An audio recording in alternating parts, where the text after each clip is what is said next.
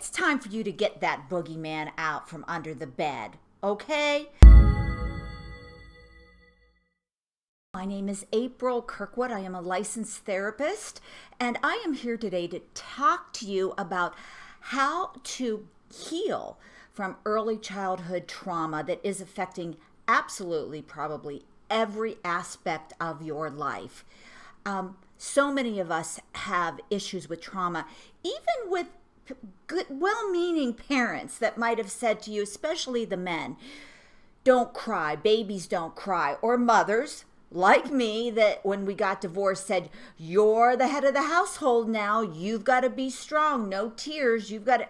Can you imagine doing that to a 7 or 8 year old? And many divorced women, or women that lose a spouse, or women that their spouses are overseas working in the military, put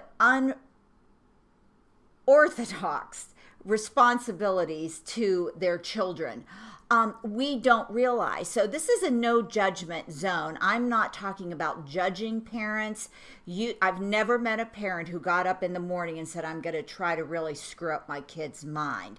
So if you are ready to take the monsters out from under your bed that you've been keeping the light on in all of those areas of your life that once worked for you, like disassociation, when you totally block out emotions that helped you survive, but still, it's time for you to get that boogeyman out from under the bed, okay? So here we go. This is what you need to know to start your healing process from childhood trauma. Come on, get out from under there. All right, you can leave the light on, but be open. The first thing you need to do is stay away from toxic people. People that are liars, manipulators, cheaters, say things to hurt your self-esteem,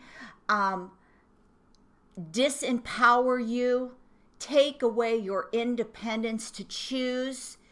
Get away from them, please. Now, I know many of us cannot do that, but if you can't, and I know there's a lot of single parents who are living at home, people who are in early recovery from addiction, that they just feed off each other constantly. Try to find a place where you can be quiet.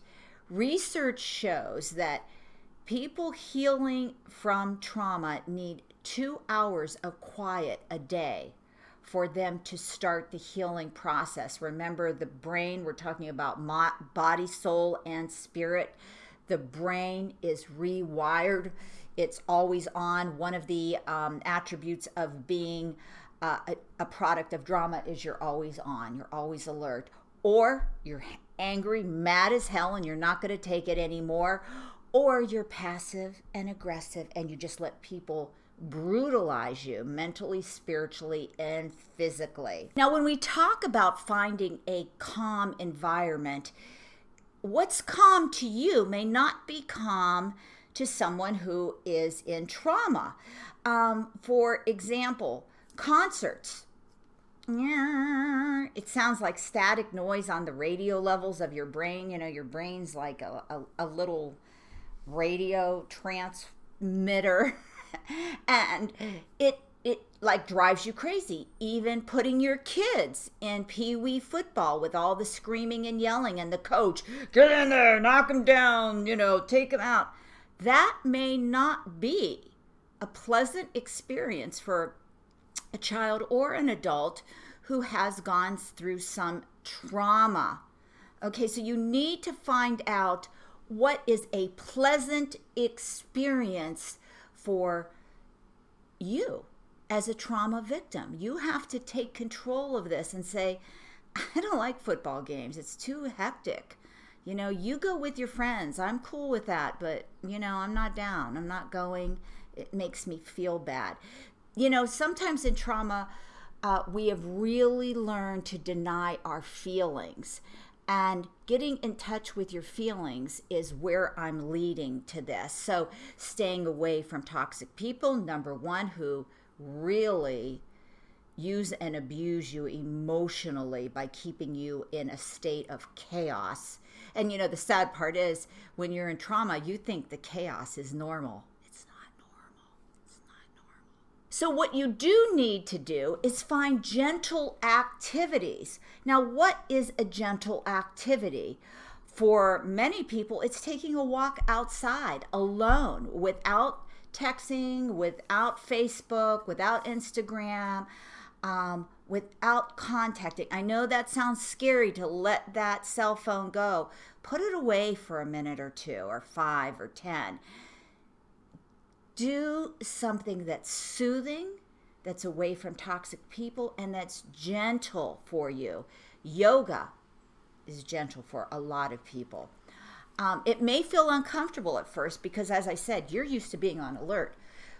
Crap's going to come down any minute. I better get ready. I better get ready to protect myself. I got to go. I got to go. I got to go. To settle yourself down, you actually need to find a space of quiet and a gentle activity. Now, why I say an activity, and you just say, well, why can't I just lay on the couch and watch TV? The gentle activity is research to find out that you cannot think 2 things at the same time. So if you're thinking about a pose, downward dog or whatever, you can't actively be thinking about the trauma feelings inside. It is very different than sitting on the couch and watching a sci-fi movie, which sometimes exacerbates, once again, emotions of static chaos in your brain. When your brain is functioning like that, it cannot do its healing work. Now, you can recover from trauma. It's a long haul, but you can do it. And, I mean, what's the opposite? Insanity? Suicide? Making your life miserable every day? Making people you love and would like to have better relationships with move away from you?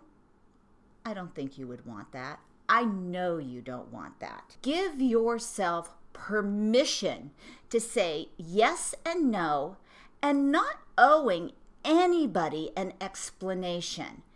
2 reasons. Number 1, you know what's best for your self-care.